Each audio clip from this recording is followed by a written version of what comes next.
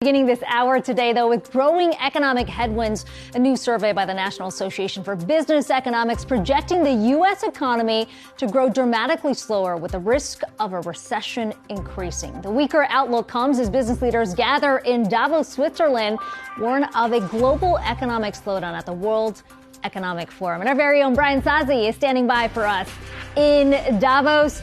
Brian, what's the mood on the ground there?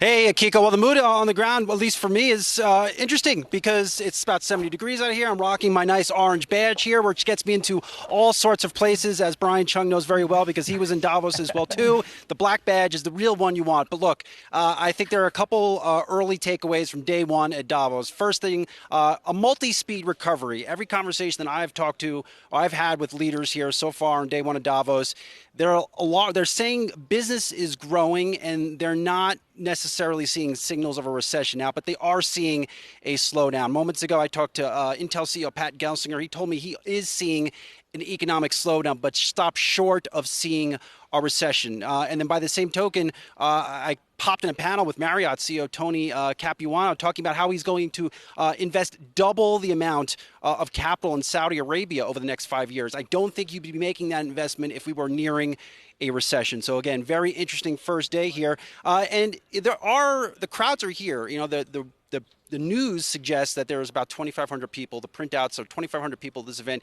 It feels like the crowds are coming back. Are there folks not here that were usual Davos veterans that are not here? Of course, Jamie Dimon is one of them. Yeah, he has a big investor day this week, so he is not here.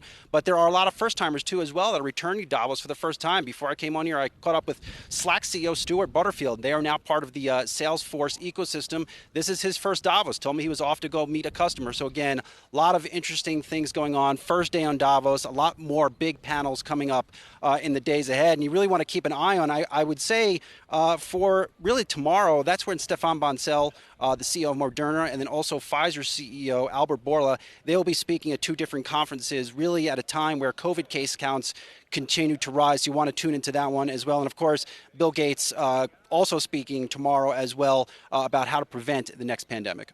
Hey, Brian, first off, I saw that you were doing some push-ups alongside Pat Gelsinger. First of all, who won that push-up set? And then secondly, you mentioned the scale of this going. I think it's a 3-day event as opposed to a 4-day event. Is that the same type of energy you're feeling there as well? Kind of a bit of a scaled-down version?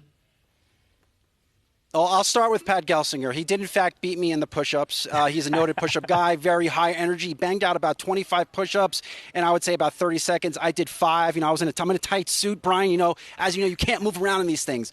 Secondarily, yes, the crowds, while it's good to see them back, they've built throughout the day and, of course, down the promenade as well. All the parties that normally would happen after the presentations into the evening, they are all back. Whether they will be well attended is to be determined because the pandemic is still very much out there. Now, we had to take strict testing measures to get in here in Davos. Of course, you had to have a test before you left and uploaded it to the World Economic Forum system. Also had to take a test here and had to pass it, of course, and get that negative test to get one of these fancy badges. So there's a lot going on here, but the crowds by and large are okay, but not like they were back in 2020 when the pandemic was just starting.